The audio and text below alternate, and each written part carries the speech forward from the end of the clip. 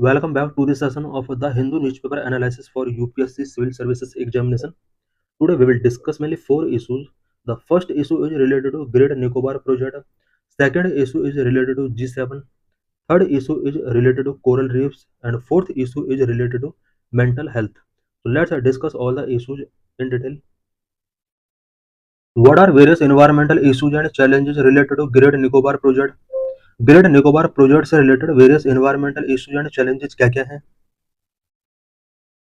Government has launched ₹72,000 Great Nicobar island mega infrastructure project in Andaman and Nicobar island. Government ने Andaman and Nicobar island में 72,000 crore rupees का Great Nicobar island mega infrastructure project launch किया है। इस project का cost अब 81,000 टू 90,000 करोड़ तक इंक्रीज हो चुका है। The travel council of great Nicobar and little Nicobar had and a host of environmentalists, wildlife conservationists and travel rights group have also opposed the project.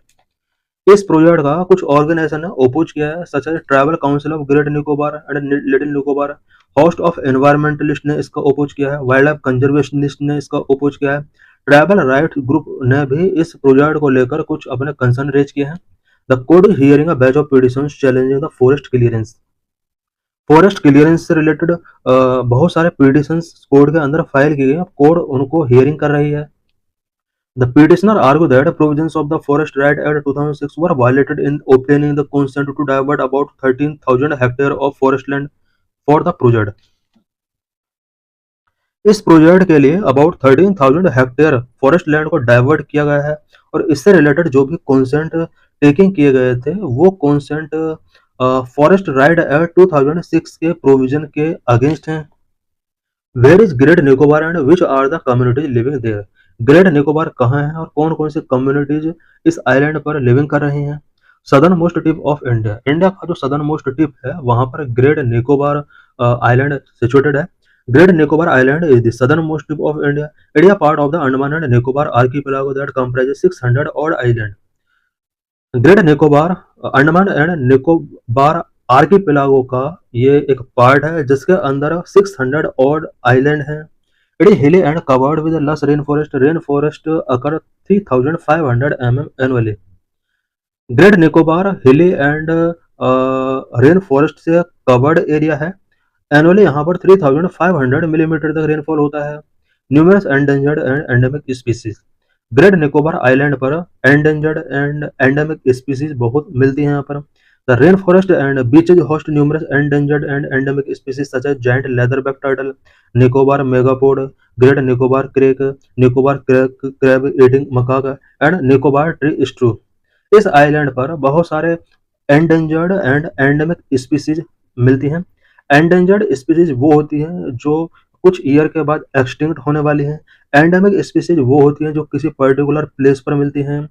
Endemic and endangered species such as giant leatherback turtle यहाँ मिलता है, Nicobar megapode, Great Nicobar crake, the Nicobar crab eating macaque, Nicobar tree shrew यहाँ पर मिल जाती हैं। Area, it has an area of 910 square kilometer with mangrove and pandan forest along its coast. इस island के फॉरेस्ट में एंड कोस्टल एरियाज में मैंग्रोव एंड पांडन फॉरेस्ट मिल जाते हैं। 910 स्क्वायर किलोमीटर में ये एरिया स्प्रेड है। Two tribal community, the Shompen community and the Nicobarese community, यहाँ पर दो ट्राइबल कम्युनिटीज मिलती हैं such as Shompen community and Nicobarese community.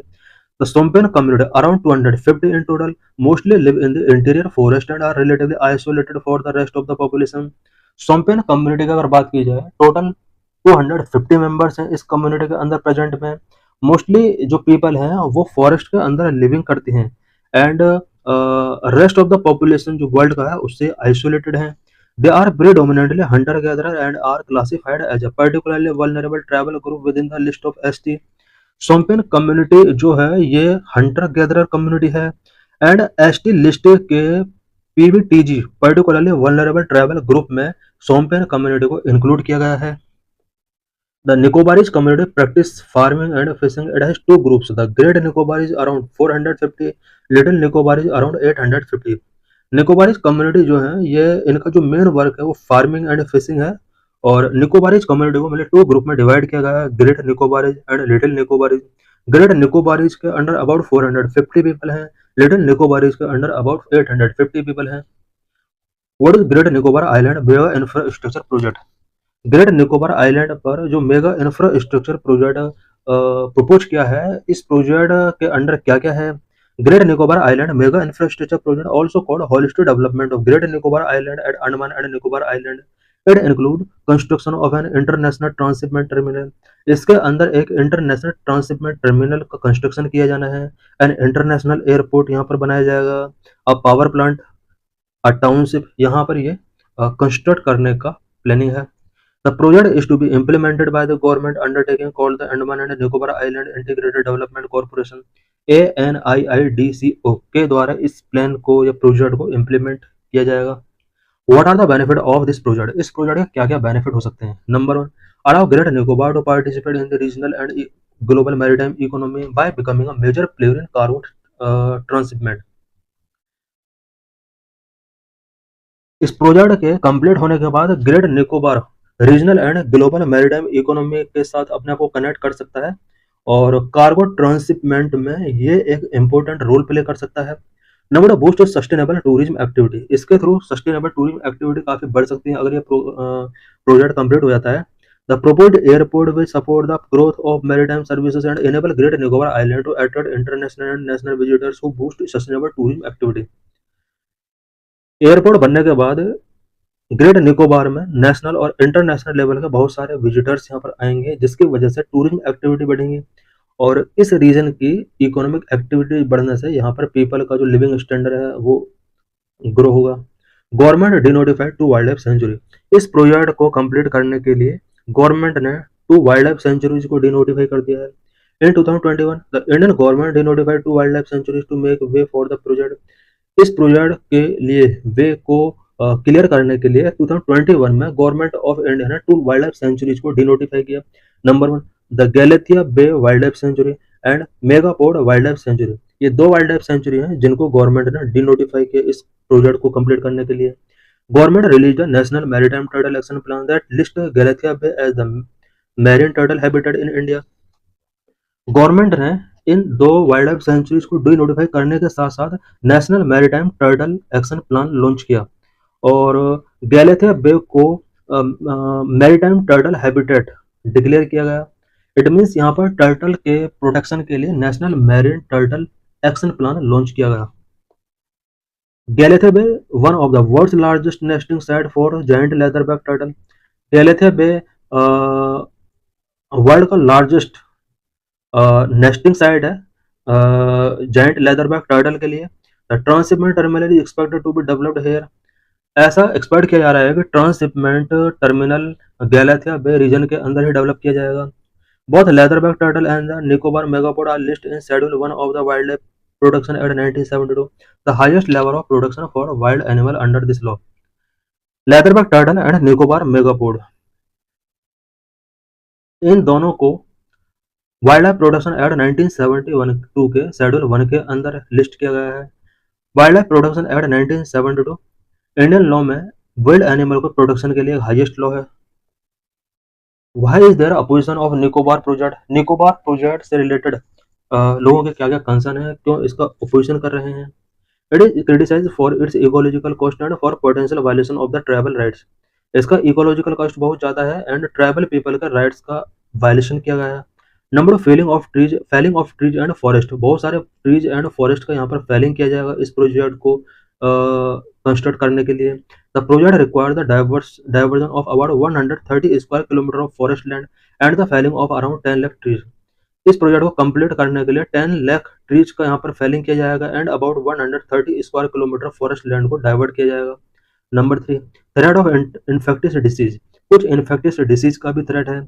As Shompen have had little contact with the outside world, they have not yet developed immunity to infectious disease।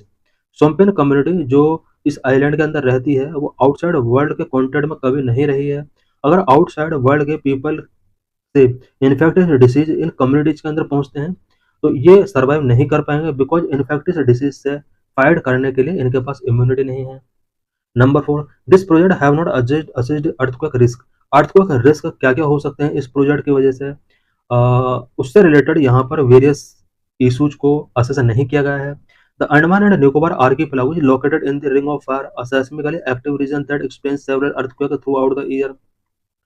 Andaman and Nicobar archipelago ring of fire में located है, जो कि सेस्मिकली active region होता है और इस region के अंदर several earthquakes throughout the year experience किए जाते हैं.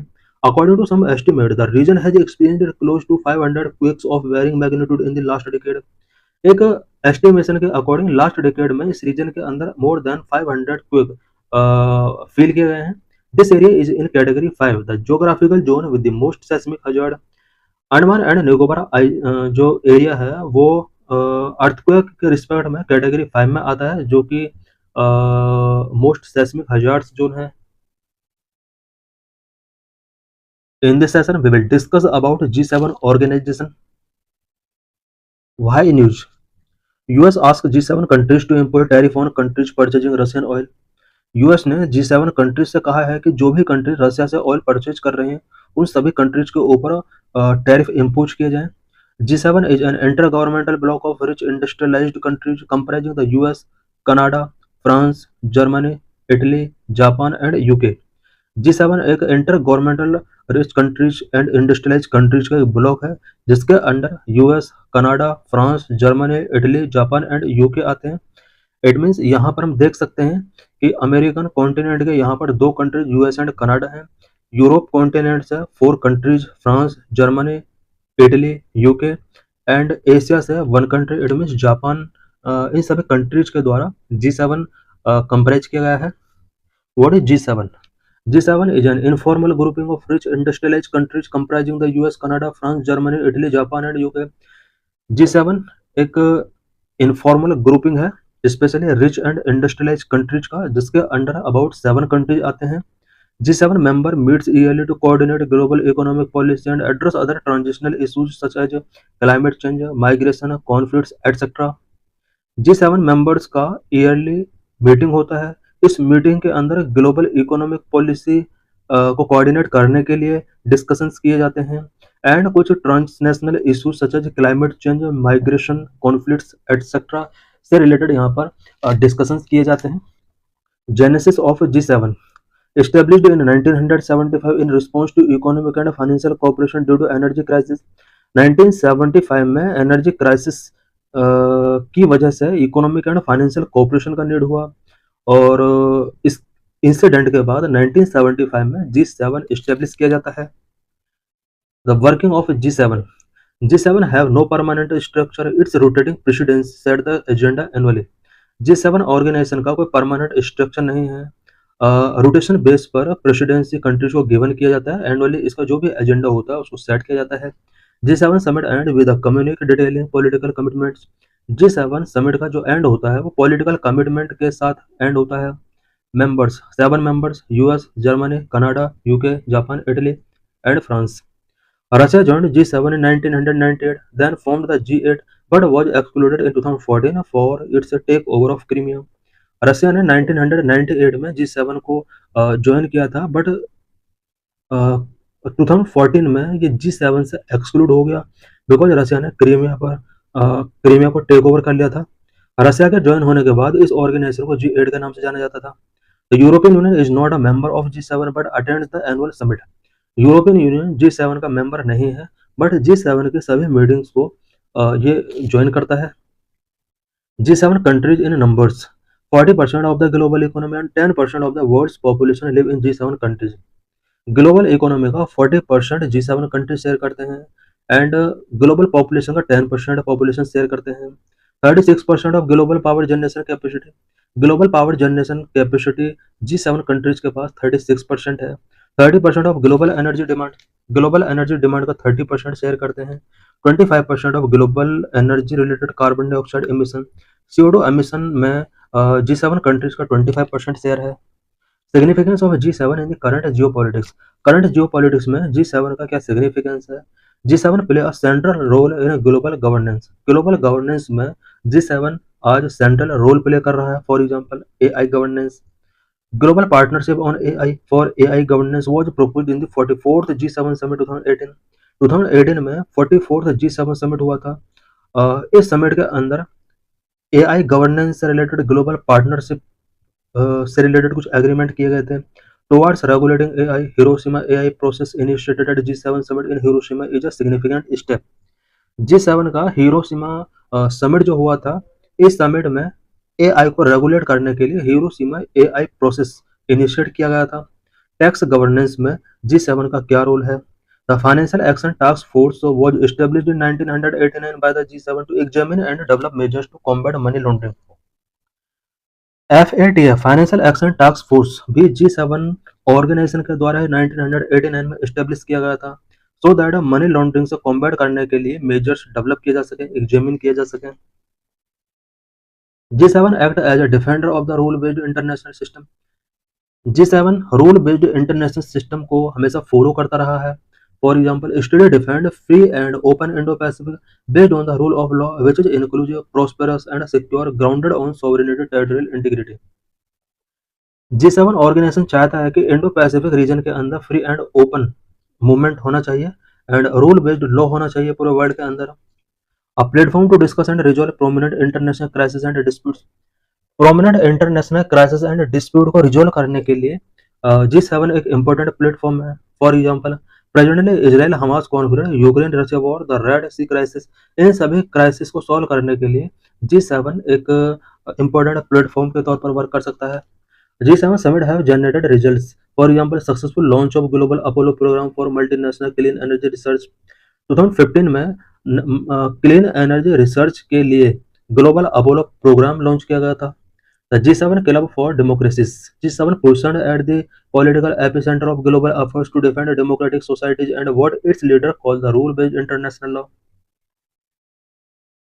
डेमोक्रेटिक सोसाइटीज को बढ़ाने के लिए ग्लोबल लेवल पर जी7 कंट्रीज ने वेरियस इनिशिएटिव्स टेकिंग किए हैं। India and G seven, relevance of G seven for India. India के लिए जी7 का क्या रेलेवेंस है? India as a voice of the global south, क्योंकि आज इंडिया को ग्लोबल साउथ के एक वॉइस के तौर पर जाना जा रहा है।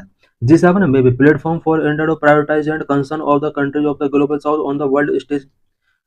ग्लोबल साउथ के सभी कंट्रीज के जो कंसर्न है वर्ल्ड स्टेज पर, उसको रखने के लिए जी7 एक इम्पोर्टेंट प्लेटफॉर्म हो सकता है। Association of Democracies. Unlike SCO, G20, BRICS, where there are non-democratic states, G7 reflect the concern and agendas of the democratic like India. SCO, G20 and BRICS ये वो ऑर्गेनाइजेशन है जहां पर non democratic state भी इसके member हैं, but G7 organisation जो है वो इंडिया जैसे डेमोक्रेसीज के एजेंडा एंड कंसर्न को रिफ्लेक्ट करते हैं। For India, the outreach session of the G7 meeting has always been an important platform to showcase its outlook and achievement to the world. G7 platform gives India the opportunity to meet global leaders and set priorities. G7 India के लिए global leaders के साथ meeting करने के लिए and अपने priorities को set करने के लिए एक अपॉर्चुनिटी प्रोवाइड करता है। Significance of India's participate in G7 and as a potential future member. G7 में इंडिया के पार्टिसिपेशन का क्या सिग्निफिकेंस है एंड पोटेंशियल फ्यूचर मेंबर अगर इंडिया बनता है तो इसका G7 के ऊपर क्या इम्पैक्ट पड़ सकता है? Frequent invitation. India's frequent invitation to G7 summit indicate its growing importance in global affairs. India has been invited 11 times. G7 organisation के द्वारा 11 टाइम्स इंडिया को इनवाइट किया गया है। ये कहीं ना कहीं शो कर रहा है कि इंडिया का जो इम्पोर्टेंस है ग्लोबल अफेयर्स में वो काफी बढ़ रहा है। India growing economic and military power make it a potential future member. India का जिस तरह से economic and military power grow हो रहा है, इससे ऐसा लग रहा है कि इंडिया फ्यूचर में G7 का मेंबर बन सकता है। For example, India have surpassed Japan, becoming the world fourth largest economy. India अब फोर्थ लार्जेस्ट इकोनॉमी बन चुका है और इसके लिए इंडिया ने जापान को सरपास किया है। As a responsible democratic power, India offers an alternative to China in representing emerging economics.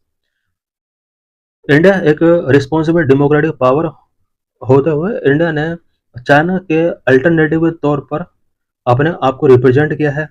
India's inclusion help G7 better understand and engage with the global South perspective. India का G7 के साथ अगर inclusion हो जाता है, then global south perspective से global south की countries के जो भी इश्यूज हैं उसको बेटर तरीके से अंडरस्टैंड किया जा सकता है G7 ऑर्गेनाइजेशन के द्वारा। As the focus on the global south started with 49th summit in Japan, G7 का जापान में 49th summit हुआ था। ग्लोबल साउथ पर फोकस तभी से G7 ने स्टार्ट किया। India G20 chairmanship complement it's G7 participation bridging developed and developing world interest. India ने जिस तरह से G20 का चेयरमैनशिप किया, G7 का पार्टिसिपेशन अगर इसको मिल जाता है तो ये कॉम्प्लीमेंट के तौर पर वर्क करेगा और डेवलप्ड एंड डेवलपिंग वर्ल्ड के जो भी इंटरेस्ट हैं उनमें जो भी गैप है उसको ब्रिज किया जा सकता है। What is mental health? What are various issues and challenges related to mental health? What is recent report of WHO related to mental health? According to recent data from WHO, more than 1 billion, about 100 crore people are living with mental health disorder. WHO की एक recent report के according पूरे world के अंदर about 1 billion it means about 100 crore से ज्यादा people हैं जो मेंटल हेल्थ डिसऑर्डर फेस कर रहे हैं। Mental health disorder include anxiety and depression and other problems. Mental health disorder के अंदर anxiety, depression and other problems include होती हैं। Those in distress can seek help at Tele MANAS helpline at 14416 और 1800891441 जो भी person mental health disorder face कर रहे हैं वो इन दिए हुए कॉन्टैक्ट पर कॉल करके हेल्प टेकिंग कर सकते हैं। What is mental health and mental health disorder? Mental health and mental health disorder क्या होते हैं? Mental health it encompass emotional, psychological and social wellbeing. Mental health के अंदर emotional, psychological and social wellbeing include होता है। It means इसमें कोई physical problem include नहीं होती है। बहुत सारे ऐसे पर्सन हैं जो फिजिकली फिट हैं लेकिन इमोशनली, साइकोलॉजिकली एंड सोशली वो फिट नहीं है। इस तरह की प्रॉब्लम को मेंटल हेल्थ के अंडर टेकिंग किया जाता है। Mental health is the foundation of our ability to cope with stress, realise our potential, work productively and contribute to our society. Mental health हमारे खुद की एक ऐसी एबिलिटी है जिससे हम स्ट्रेस से कोप कर सकते हैं, अपने पोटेंशियल को रियलाइज कर सकते हैं, ज़्यादा से ज़्यादा हम प्रोडक्टिव वर्क कर सकते हैं एंड सोसाइटी के लिए कंट्रीब्यूट कर सकते हैं। की एस्पेक्ट ऑफ मेंटल हेल्थ के की एस्पेक्ट क्या क्या है? Number one, emotional wellbeing, the ability to manage and express emotions in healthy ways. Emotional wellbeing के अंडर किसी भी पर्सन की वो एबिलिटी होती है जिसमें वो अपने इमोशंस को मैनेज कर सकता है एंड बेटर तरीके से एक्सप्रेस कर सकता है। Psychological wellbeing, a person's ability to realise their own ability, learn well and work productivity. Psychological wellbeing का मतलब है कि कोई पर्सन अगर अपने एबिलिटीज को रियलाइज करता है, बेटर तरीके से लर्न करता है एंड प्रोडक्टिवली तरीके से अगर वो वर्क करता है देन वो साइकोलॉजिकली फिट है। Social wellbeing, the ability to interact with others, maintain relationship and contribute to the community. कोई भी पर्सन अगर अदर पर्सन के साथ इंटरेक्ट करता है बेटर तरीके से, अपने रिलेशनशिप को मेंटेन करके रखता है एंड कम्युनिटी के लिए अगर वो कंट्रीब्यूट करता है देन वो पर्सन सोशली फिट है। What is mental health disorder? Mental health disorder क्या होता है? Mental health disorder occurs when pattern of thinking, feeling और बिहेविंग कॉज डिस्ट्रेस और disruptions to daily activities and functioning. Mental health disorder एक thinking, feeling का एक pattern है जिसमें कोई भी पर्सन बेटर तरीके से थिंकिंग नहीं कर पाता है, फीलिंग नहीं कर पाता है, डेली एक्टिविटीज एंड फंक्शंस में डिसरप्शंस क्रिएट होते हैं। अगर ये सिचुएशन है देन वो person mental health disorder face कर रहा है। Factors that influence mental health को इन्फ्लुएंस करने वाले फैक्टर्स कौन कौन होते हैं? Mental health exist on a continuum and can be affected by various internal and external factors. Various internal and external factors के द्वारा मेंटल हेल्थ अफेक्ट हो सकता है। Number one, stressors. लाइफ से normal stress like changes in work और family can impact wellbeing. कुछ normal stress life में होते हैं सच एज वर्क में अगर कुछ चेंज होता है, फैमिली के द्वारा कोई अगर स्ट्रेसर्स गिवन किए जाते हैं, ये सब किसी भी पर्सन के वेलबींग को इम्पैक्ट कर सकते हैं। Number two, protective factors, resilience, positive relationship and sense of belonging strength mental health. Mental health को स्ट्रेंथ करने वाले कुछ protective factors such as resilience, positive relationship and sense of belonging, ये सब किसी भी पर्सन की मेंटल हेल्थ को स्ट्रेंथन कर सकते हैं। Number three, risk factors, exposure to violence, poverty और bullying can increase vulnerability to mental health problems. Mental health problems को इंक्रीज करने में कुछ external factors such as violence, poverty, bullying, ये सब किसी भी पर्सन की मेंटल हेल्थ प्रॉब्लम्स को इंक्रीज कर सकता है। Why is mental health important? Mental health important क्यों है? Affect people of all ages and income levels. Mental health all ages के पीपल को, ऑल इनकम लेवल के पीपल को अफेक्ट करता है। Mental health conditions affect people of all ages and income levels. They are the second leading cause to long-term disability, contributing to loss of healthy life. Mental health conditions all income और all as के people को affect करता है। Long term disability के लिए ये second leading cause है, जिसकी वजह से हेल्दी लाइफ का लॉस होता है। Increase health care cost, mental health problem increase health care cost for affected people and families and lead to substantial economic loss on a global scale. Mental health problems affected people और families दोनों का के लिए ही health care cost को increase करता है, जिसकी वजह से ग्लोबल लेवल पर बहुत ज़्यादा इकोनॉमिक लॉस होता है। Transforming mental health services is one of the most pressing public health challenge. आज पब्लिक हेल्थ के बिफोर जो सबसे बड़ा चैलेंज है वो किस तरह से मेंटल हेल्थ सर्विसेज में ट्रांसफॉर्म किया जाए, ये बहुत बड़ा चैलेंज है आज। What are the key findings related to mental health, mental health से रिलेटेड की फाइंडिंग्स WHO की क्या रही हैं। The new findings published in to reports, world mental health today and mental health Atlas 2024। ये जो रिपोर्ट्स हैं ये पब्लिश की गई हैं, WHO की रिपोर्ट है। Number 1, women are disproportionately impacted. Mental health की वजह से सबसे ज्यादा इम्पैक्ट वुमेन के ऊपर पड़ता है। The report show that prevalence of mental health disorder can vary by sex, women are disproportionately impacted. Sex के बेस पर मेंटल हेल्थ जो इम्पैक्ट है वो डिफरेंट हो सकते हैं।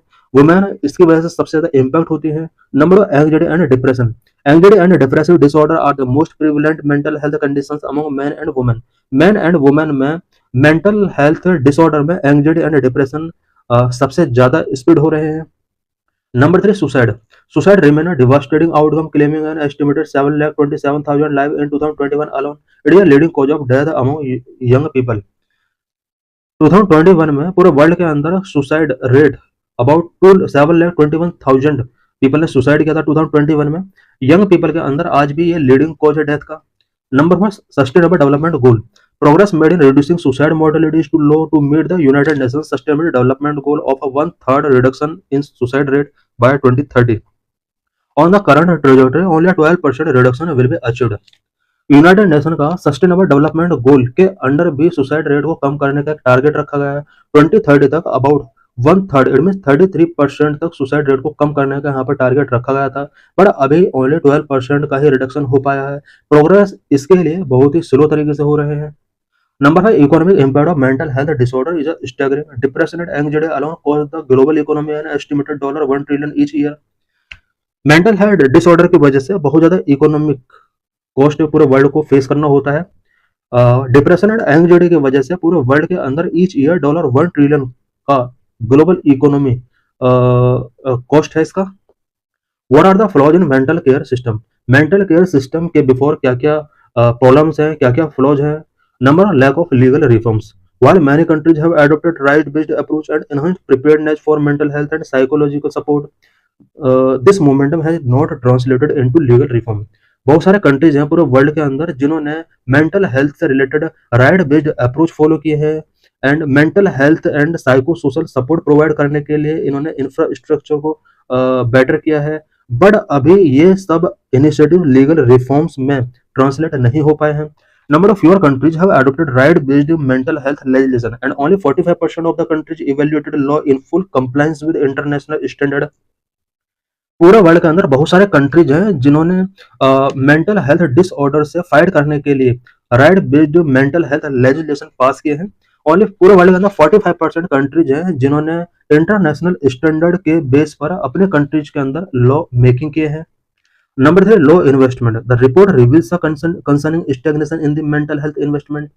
Median government spending remains at just 2% of the total health budget, unchanged since 2017. High-income countries spend up to $65 per person. Low-income countries spend as little as $0.04. एक सबसे बड़ा जो कंसर्निंग इशू है मेंटल हेल्थ के before लो investment रहा है countries का। Median government की अगर बात की जाए वो टोटल हेल्थ बजट का ओनली 2% मेंटल हेल्थ पर एक्सपेंड करती है, और 2017 से ये जो स्पेंडिंग है वो कांस्टेंट है, कोई इसमें इंक्रीज नहीं हुआ है। हाई इनकम कंट्रीज अपने पर्सन्स पर ईयर पर पर्सन $65 मेंटल हेल्थ के लिए एक्सपेंड करती है। लो इनकम कंट्रीज ओनली $0.04 पर पर्सन यहाँ पर स्पेंड करती है, जो कि बहुत कम है। The global median number of mental health workers stand at 13 पर 1 lakh people. Mental health workers का ग्लोबल मीडियन की अगर बात की जाए तो 1 लाख पीपल पर 13% ऐसे हैं जो मेंटल हेल्थ डिसऑर्डर फेस कर रहे हैं। Number of reforms and development of mental health services is progressing slowly. Mental health services से रिलेटेड जो भी डेवलपमेंट या रिफॉर्म्स किए जा रहे हैं वो काफी स्लो तरीके से किए जा रहे हैं। Number 5, lack of community-based care models. Fewer than 10% of countries have fully transitioned to community-based care models. World के ज्यादातर कंट्रीज में कम्युनिटी बेस्ड केयर मॉडल्स नहीं है जो कि होने चाहिए। 10% से भी कम कंट्रीज हैं जहां पर मेंटल हेल्थ से फाइट करने के लिए कम्युनिटी बेस्ड केयर मॉडल्स हैं। Number 6, inpatient care continues to rely heavily on psychiatric hospital. ज्यादातर कंट्रीज में मेंटल हेल्थ डिसऑर्डर से रिलेटेड पीपल जो हैं वो साइकेट्रिक हॉस्पिटल्स पर इनका डिपेंडेंस है, जबकि इनको कम्युनिटी बेस्ड सपोर्ट चाहिए।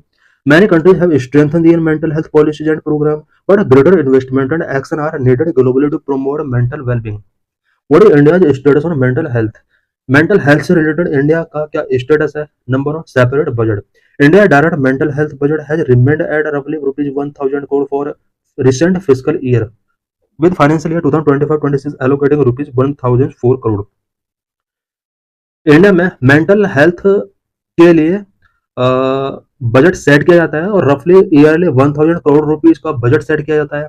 Number adequate funding for community based programme and effective utilisation of funds is still a concern. Mental health के लिए जो भी कम्युनिटी बेस्ड प्रोग्राम के लिए फंडिंग किए जाते हैं वो एडिक्वेट नहीं है, और जो भी फंडिंग किए जाते हैं उनका फुल्ली तरीके से यूटिलाइज नहीं किया जाता है। ये एक बिग कंसर्न है इंडिया के before. Number 3, shortfall of mental health professionals. India has a significant shortfall of mental health professionals with roughly 0.7 psychiatrists per 1 lakh people, far below the WHO's recommended ratio of 3 per 1 lakh people. India के अंदर mental health professionals का बहुत ज्यादा shortfall है। WHO ने recommend किया है कि 1 लाख पीपल पर अबाउट 3 साइकियाट्रिस्ट होने चाहिए हर कंट्री के अंदर, पर इंडिया के अंदर 1 लाख पीपल पर ओनली 0.7 साइकियाट्रिस्ट अवेलेबल हैं। Number 4, stigma and reluctance to seek help and lack of manpower remain the major concern. Mental health disorder face कर रहे पीपल हेल्प सीकिंग नहीं कर पाते हैं। इन पीपल को स्टिग्मा फेस करना पड़ता है। इनके लिए प्रॉपर मैन पावर भी नहीं है जो इनकी हेल्प कर सके। ये कुछ मेजर कंसर्न है इंडिया के before. What are government initiatives? Mental health disorder से फाइट करने के लिए गवर्नमेंट के द्वारा क्या क्या इनिशिएटिव्स टेकिंग किए गए हैं? Major infrastructure development. The national tele mental health programme has expanded. India के अंदर national tele mental health programme launch किया गया। Educational development is happening at the fast pace. Focused work is being done to create awareness. India के अंदर mental health से fight करने के लिए सोशल अवेयरनेस इंक्रीज किए जा रहे हैं। In this session, we will discuss why are coral reefs important, why there is a need to preserve them, coral reefs important क्यों है एंड उन्हें प्रिजर्व करना क्यों नेसेसरी है। Coral reefs are the most ancient and dynamic ecosystems of the ocean world. Coral reefs ocean world के ancient and dynamic ecosystems हैं। Due to the warm tropical region, corals thrive in the Indian Ocean. These reefs provide a sanctuary to a vast ocean ecosystems and also protect the coastlines from eroding. Warm tropical regions की वजह से coral reefs Indian ocean में बहुत ज्यादा thrive करते हैं। ये जो रीफ्स हैं ये ओशन इकोसिस्टम के लिए सेंचुरी प्रोवाइड करते हैं एंड कोस्ट लाइन को इरोडिंग होने से प्रोटेक्ट करते हैं।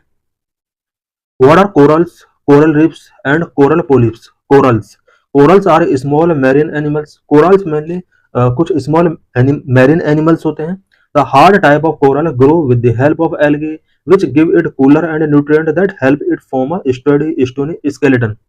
हार्ड टाइप ऑफ कोरल जो होते हैं वो एल्गाई की हेल्प से ग्रो होते हैं और एल्गाई इन्हें कूलिंग एंड न्यूट्रिएंट प्रोवाइड करती है जो कि कोरल्स को स्टडी स्टोनी स्केलेटन फॉर्म करने में हेल्प करती है। What are coral reefs? Reefs form through the accumulation of hard corals make a vital ecosystem supporting an estimated 25% of ocean species.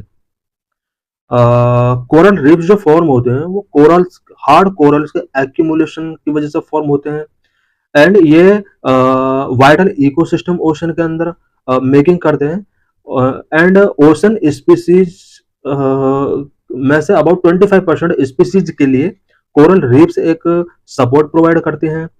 Coral polyps are teeny and fleshy sea anemones that live in tropical and subtropical ocean and seas. Coral polyps tiny and fleshy sea anemones होते हैं जो कि tropical and subtropical ocean and seas में present होते हैं. What is zooxanthellae? Coral polyps live in shallow waters along with microscopic algae called zooxanthellae with which they share a symbiotic relationship.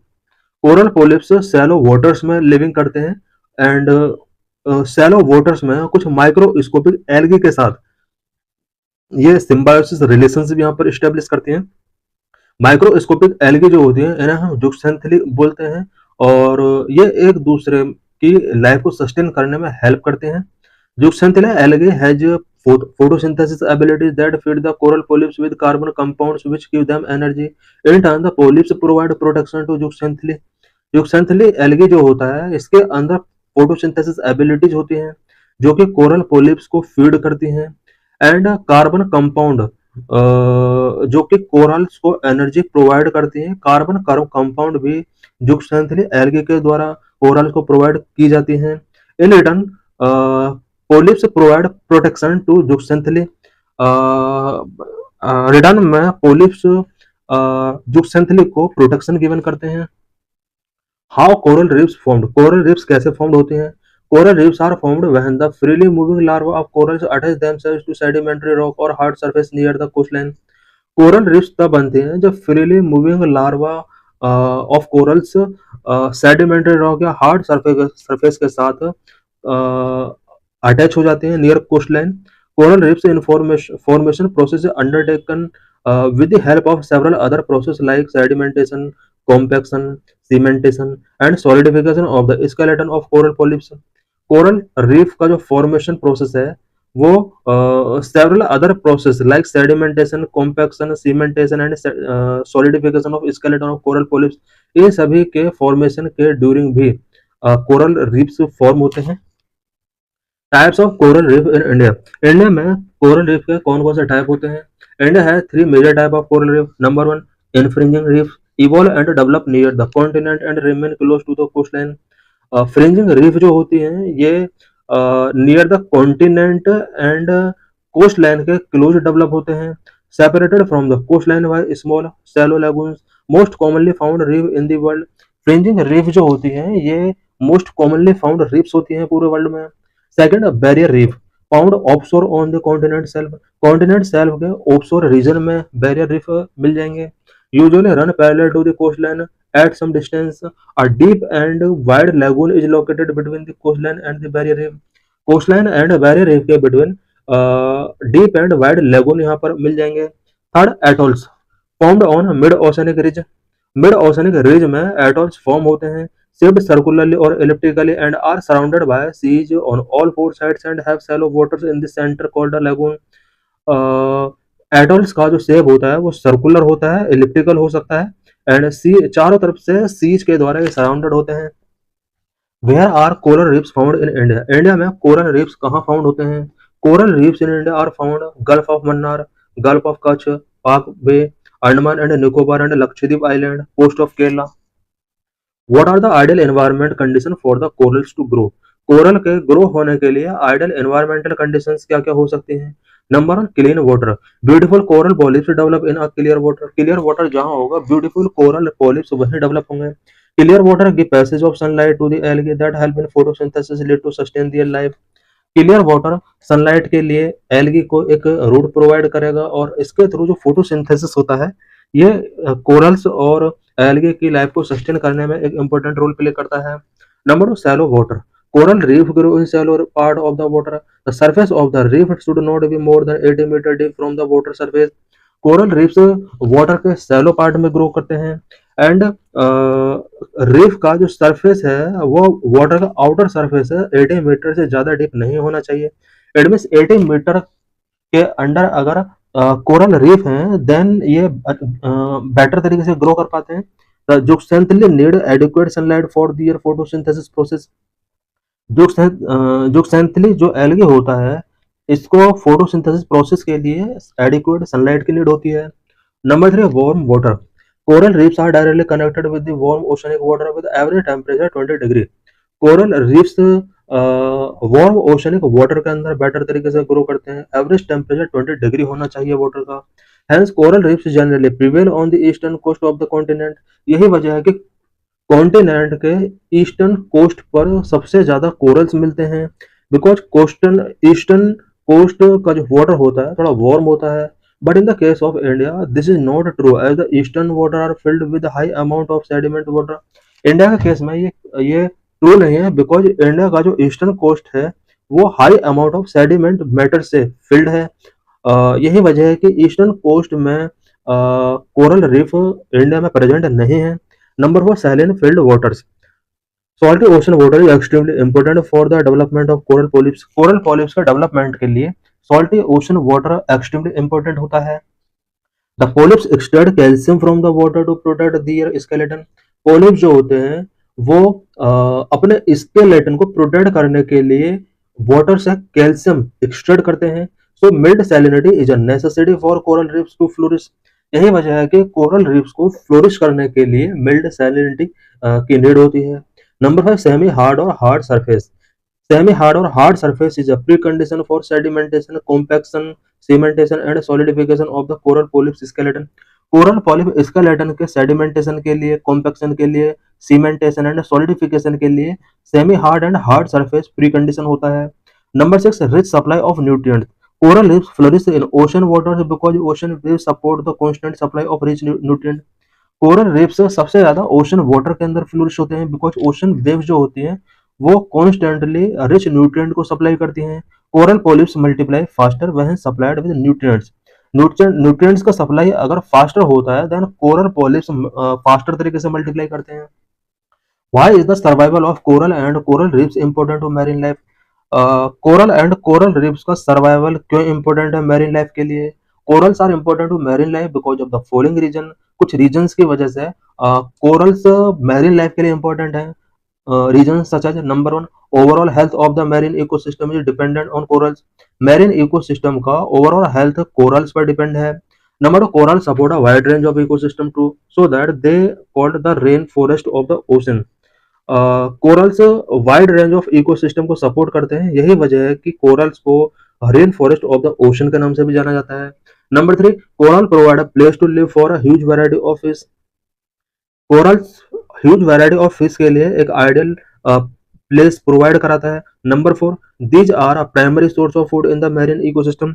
Corals marine ecosystem में primary source of food के तौर पर work करते हैं। Why is the survival of corals and coral reefs important to human?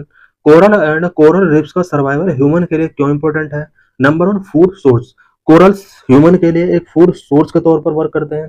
Fish that live in and around coral reefs are a healthy source of protein for billion of people who are living on coastlines.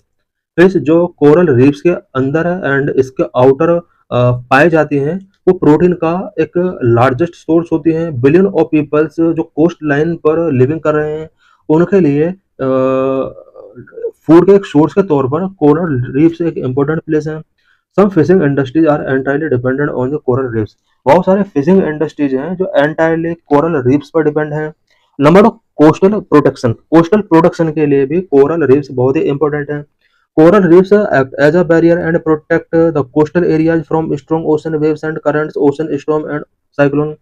Coral reefs coastal areas में एक barrier के तौर पर या coastal areas को protect करने के लिए वर्क करते हैं, बिकॉज ओशन की जो वेव्स हैं, करंट्स हैं, ओशन स्टॉर्म एंड साइक्लोन जो आते हैं ये बहुत ज़्यादा लॉस का रीजन बन सकती हैं। But coral reefs ocean wave, currents, ocean storm, cyclone से पीपल को प्रोटेक्ट करने का काम करते हैं। As increasing amount of cyclones in India due to climate change, these natural barriers have become excessively important. Amount of cyclone India में कुछ increase हो रहे हैं बिकॉज क्लाइमेट चेंज हो रहे हैं। कोरल रीफ्स एक नेचुरल बैरियर के तौर पर वर्क कर रहे हैं। Number 3, tourism. Most of the GDP of countries with coral reefs industries comes from the tourism sector due to these beautiful corals. ज्यादातर कंट्रीज जहां पर कोरल रीफ इंडस्ट्रीज बहुत ज्यादा है उन कंट्रीज की जीडीपी का बहुत लार्ज अमाउंट कोरल रीफ्स की वजह से ग्रो कर रहा है, बिकॉज जहाँ पर कोरल रीफ्स हैं वहाँ पर टूरिज्म सेक्टर बहुत बढ़ रहा है ब्यूटीफुल कोरल्स की वजह से, और इस वजह से उन कंट्रीज की जीडीपी में कोरल रीफ्स एक इंपॉर्टेंट रोल प्ले करते हैं। According to a study which estimate that the value of coral reef was $10 billion and the direct economic benefit were approximately $360 million per year।